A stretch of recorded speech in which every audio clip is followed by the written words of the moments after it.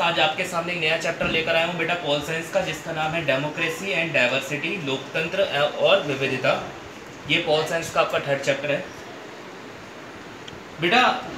इस चैप्टर को मैंने टॉपिक वाइज एक्सप्लेन करने जा रहा हूँ, जरा आप ध्यान से सुनेंगे इस टॉपिक को। और आपने इंग्लिश मीडियम आपने एज इट इज इसका काम करना है, ठीक है।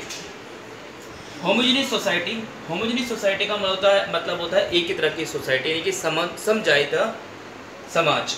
अ society that has similar kind of people, जहाँ पर एक ही तरह के लोग रहते हों, specially where there are no significant ethnic differences, जहाँ पर लोगों के बीच में जाति या धर्म को लेकर किसी भी प्रकार का बंटवारा नहीं है, सभी एक ही धर्म के या एक ही जाति के लोग, उसको हम होमोजेनियस सोसाइटी का नाम देते हैं, जैसे कि Germany and Sweden. Migrant, migrant किन्हें कहा जाता है बेटा? देखिए माइग्रेंट वर्ड आपके इकोनॉमिक्स के अंदर भी आएगा और पॉल साइंस के अंदर भी है। माइग्रेंट शब्द का मतलब है जैसे एक पर्सन बिहार में रहता था, दिल्ली में आके काम कर रहा है, यूपी में रहता था, मुंबई में आके काम कर रहा है। मीन्स काम की तलाश में या किसी और चीज़ की तलाश में जब व्यक्ति एक जगह से दूसरी जगह जाता है तो उसको हम वर्ड माइग्रेंट का नाम देते हैं। Migrant anybody who shift from one region or country to another region within a country or to another country usually for work or other opportunities is called migrant. जब एक बंदा अपने राज्य को छोड़कर या देश को छोड़कर दूसरे देश में जाता है तो उसे माइग्रेंट का नाम देते हैं। Civil right movement, civil right movement क्या था? जो इस चैप्टर के अंदर एक इंपॉर्टेंट कंपोनेंट है। सिविल राइट मूवमेंट का मतलब है नागरिक अधिकार आंदोलन, नागरिक अधिकार आंदोलन। नागरिक अधिकार आंदोलन led by Martin Luther king junior. This movement, ये मार्टिन लूथर किंग जूनियर बेटा एक पर्सन का नाम है जिन्होंने मूवमेंट शुरू करा था। This movement lasted from 1954 to 1968. The movement refers to a set of events and reform movements aimed at abolishing legal racial discrimination against African and Americans. ये मूवमेंट बेसिकली काले और गोरे के भेद को अफ्रीका के अंदर खत्म करने के लिए शुरू किया गया था मार्टिन लूथर किंग द्वारा। इसमें बेटा कई सारे लोग थे, यूसुफ डाडो, आपके नेल्सन मंडेला भी थे, जिसे हम ब्लैक पावर मूवमेंट भी कहते हैं, जिसमें अमेरिकन लोग अफ्रीकन लोगों से सिर्फ उनके रंग के कारण, उनके कलर, स्किन कलर के कारण भेदभाव किया करते थे। This movement practice non violent methods of civil disobedience against racially discriminatory law and practices. Means कानून के कमजोर होने की वजह से वहां पर एक ही देश के नागरिकों के बीच में काले और गोरे का भेदभाव था। बेटा जी जो मेरा अगला टॉपिक है उसको बड़े आप ध्यान से सुनेंगे, क्योंकि ये इंसिडेंट है, एक जेन्युइन इंसिडेंट, एक असली में हुआ इंसिडेंट, जिसमें 3 प्लेयर ने ब्लैक पावर मूवमेंट और काले गोरे के भेदभाव के लिए एक अपना विरोध दर्शाया था। Incident of 2 US athletes who protest at Mexico Olympics in 1968। इसके अंदर 2 यूएस एथलीट्स थे जिन्होंने मैक्सिको में ओलंपिक्स में हुए गेम में अपने विरोध को दर्शाया था। ओलंपिक्स जैसे कि आप सभी लोग जानते हैं एक इंटरनेशनल गेम होता है जिसमें कई सारी कंट्री पार्ट लेती है। जो टॉपिक है बेटा बहुत इंपॉर्टेंट है। इसमें 2 यूएस एथलीट ने मैक्सिको ओलंपिक्स जैसे इंटरनेशनल गेम के अंदर ब्लैक पावर मूवमेंट, ब्लैक यानी काले गोरे के भेदभाव को लेकर एक इंटरनेशनल फ्रंट के ऊपर अपने भेदभाव को दर्शाया।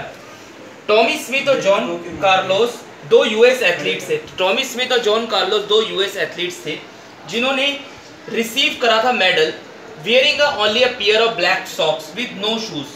जब वो बंदे मेडल लेने गए स्टेज के अंदर, जैसे कि आप ओलंपिक्स के अंदर देते हैं, ऐसे बना होता है। ओलंपिक्स में जब मेडल दिया जाता है किसी को तो बेटा मेडल ऐसे बना होता है, फर्स्ट, सेकंड, थर्ड। जब ये टॉमी स्मिथ और जॉन कार्लोस मेडल लेने के लिए गए तो उन्होंने पैर में काले जुराब पहन रखे थे, जूते नहीं पहन रखे थे। The black glove would raise clench fist were mean to symbolise black power. जो काले मोजे थे और काली पट्टी हाथ में बांध रखी थी, उन्होंने इस बात का विरोध कर रहे थे कि काले और गोरे का भेदभाव समाज में किस तरह से बढ़ा हुआ है। They were responding to social division and social equalities. वे दोनों प्लेयर सामाजिक विभिन्नता और समाज के अंदर फैली हुई अस्थिरता को बता रहे थे। With this gesture their intention was to draw international attention to racial discrimination in the United States. वो यूनाइटेड स्टेट्स के अंदर यानी कि यूनाइटेड स्टेट्स के अंदर फैली रेशियल डिस्क्रिमिनेशन यानी काले गोरे के भेदभाव को दुनिया के सामने रखना चाह रहे थे। दुनिया के सामने कैसे रखते? ओलंपिक का गेम था, बहुत सारे प्लेयर आ रखे थे और बहुत सारी कंट्रीज के मिनिस्टर्स और बड़े बड़े लोग ओलंपिक के गेम को देखने के लिए आ रखे थे। और उसी ओलंपिक के गेम के अंदर प्राइज देते वक्त उन्होंने ये हरकत करी, ब्लैक सॉक्स और काली पट्टी हाथ में बांधी और ब्लैक पावर के लिए अपने मूवमेंट को दिखाया। Peter Norman wore a human rights badge on his shirt during the ceremony to show his support to the 2 Americans.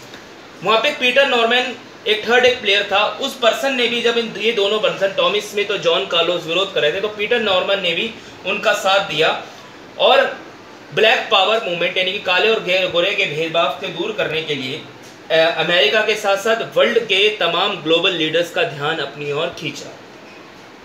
The medals were taken back from Tommy Smith and John Carlos Americans because the International Olympic Commission held both of them guilty violating the Olympic spirit by making a political statement. Tommy Smith और John Carlos से उनके medals को वापस ले लिया गया था, क्योंकि किसी भी गेम के अंदर आप किसी भी पॉलिटिकल स्टेटमेंट को नहीं दे सकते। गेम को सिर्फ गेम के यानी कि खेल को खेल के नज़रिए से खेला जाता है, ना कि किसी राजनीतिक भेदभाव के नज़रिए से। तो बेटा मैंने अभी तक आपको डेमोक्रेसी एंड डाइवर्सिटी के अंदर जो बातें समझाई, उसमें homogeneous society, migrant, civil right movement, incident of 2 US athletes and protest at Mexico Olympics in 1968, ये टॉपिक वो टॉपिक है जो ये बताना की कोशिश कर रहे हैं इस चैप्टर को कि डेमोक्रेसी के अंदर यानी लोकतंत्र के अंदर डाइवर्सिटी बटी हुई कैसी होती है, मतलब डेमोक्रेटिक कंट्री के अंदर अलग अलग तरह की वैरायटी कैसी होती है, एक ही तरह के लोग नहीं होते। कई कंट्री से बहुत तरह के धर्म के लोग होते हैं, बहुत सारी जाति के लोग, जैसे कि हमारे भारत के अंदर। तो इसके जो अगले वीडियो में मैं इसका जो रेस्ट ऑफ टॉपिक है वो से एक्सप्लेन करूँगा। और बेटा जी इंग्लिश मीडियम को ये काम नोट डाउन करना है, ये वाला काम भी, और इसके अगले वाली वीडियो में जो काम होगा वो भी। मंडे को मैं इसका एक प्रॉपर असाइनमेंट वर्कशीट के साथ आपको दूंगा, हिंदी और इंग्लिश मीडियम दोनों को। मगर आज आपने इस वाली वीडियो का काम और अगली जो मेरी वीडियो का काम है, दोनों आपने अपनी फेयर नोटबुक में नोट डाउन करना है। Thank you.